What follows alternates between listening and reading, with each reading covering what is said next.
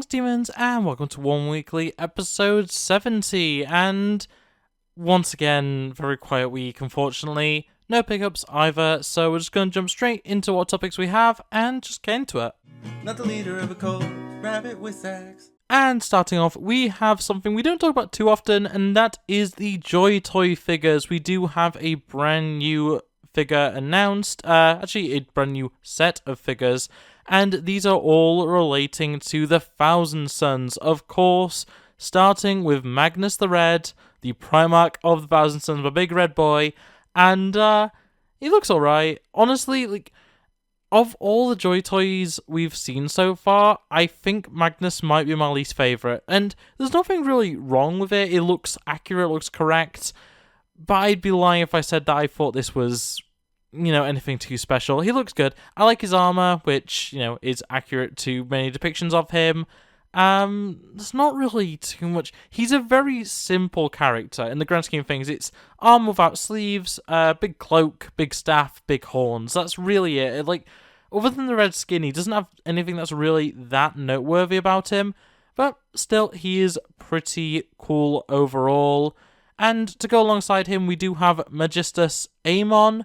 And, once again, pretty standard, Space Marine, essentially. He does have some very nice, cloth accents sort of thing, which do look quite nice. The red armor does look lovely. Of course, these are 30k Thousand Sons, so, they're wearing the red rather than the, more bluish colour that you may be used to them in their more chaos form. And, he looks pretty good overall. We do also have Azek Araman. And, once again, Araman's pretty cool. Araman is the most interesting, and that's purely because of his helmet. It's something that, the other two we've mentioned are lacking, which is kind of unfortunate, but I do quite like Araman's look in general. His helmet's very unique. It's very different from a lot of them, as well as the scarab on his chest. It's very Araman. And I know I say his name 17 different ways, it doesn't really matter. But yeah, Araman is a very interesting character, and I'd be lying if I said I wasn't interested in eventually picking up Araman. But yeah, with how expensive Joy Toy can be, I would personally probably, hold off a little bit. But yeah, I do quite like Araman. In general, I do think his armor looks very, very nice. Very similar to Amon.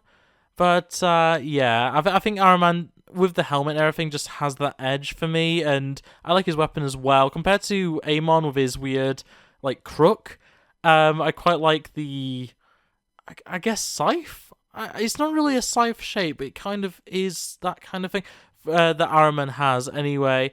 And then, finally, we do also have a Praetor, and, it's Terminator armor for some 30k, Thousand Sons. It's nothing too special. I do quite like the scarab on the chest. The shoulder pads are very nice, the double shoulder pad sort of thing, which is a very common thing when it comes to your Terminators in 30k. Overall, pretty basic character design.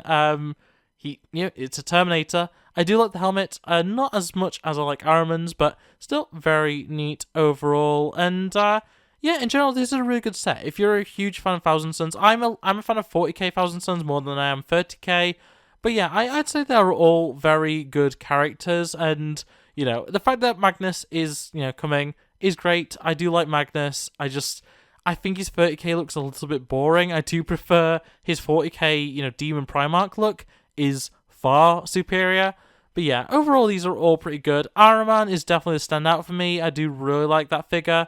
But yeah, overall these are all pretty good, and if you are a 30k Thousand Sons fan, yeah, definitely worth picking up one or two of them all, or the entire set, I suppose, depending on your preference. But that is really all I can say about it. Good figures, just unfortunately, other than one, not really anything I'm overly interested in picking up myself. But moving into the future, all the way to 40k's Necromunda, we do once again have some Genestealer goodness, and this time we have a heretical tech priest biologist, Hermaitus, and this guy is very interesting. So it's a tech priest who's been experimenting with Genestealers, was killed essentially and has returned in some form. It's a very interesting kind of idea. This guy does function as a magus, which I will definitely be getting this guy 100%. He is really cool, and I will be running him as a magus.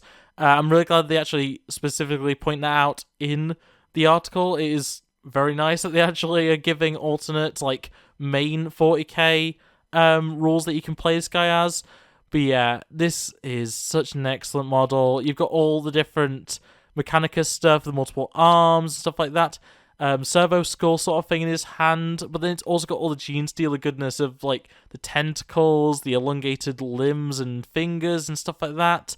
And just, in general, this guy's great. And he obviously is a little familiar as well, which is lovely. A tiny little Genestealer creature. I don't really know what he's supposed to be. I've read through this article a few times. I don't think it actually specifies what kind of Genestealer the little guy is, but definitely a cool little friend to sit alongside the Tech Priest. And yeah, Hermiotus does have a bit of lore around him. He's essentially the reason why Necromunda has Genestealers, like, at all.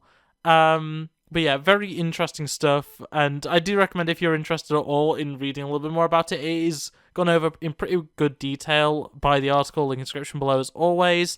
But yeah, this is such an excellent model, and yeah, I will definitely be getting this one, Forge World Resin or not. Yeah, I really like this model, and he will make an excellent addition to my Genestealers. Like, all these Genestealer models are excellent, but this one, when I saw it, I mean, the reason why I've read the article so many times is just because I think this thing is excellent. This is probably one of my favourite Genestealer models, and it's just kind of a shame that it's a Necromunda model.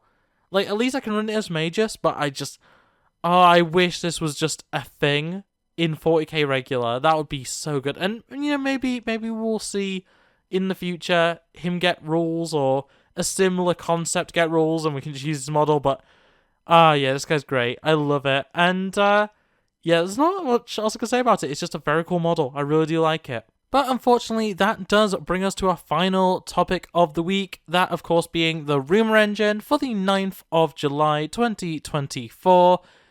And it appears to be one of two things. This is either the tail on some sort of lizard creature or dragon, or a tentacle. I'm leaning towards it being something scaled, something lizard-like, but there's part of me that thinks that it's a tentacle, and I don't know what it is about it, because it's very clearly scaled or armoured, which obviously a tentacle wouldn't be, but it just, I don't know, there's something about the movement that is shown in it, and we're only seeing a very small section here, but it just very much reminds me of, like, a squid suction cup sort of, like, limb. I don't know, there's something about it.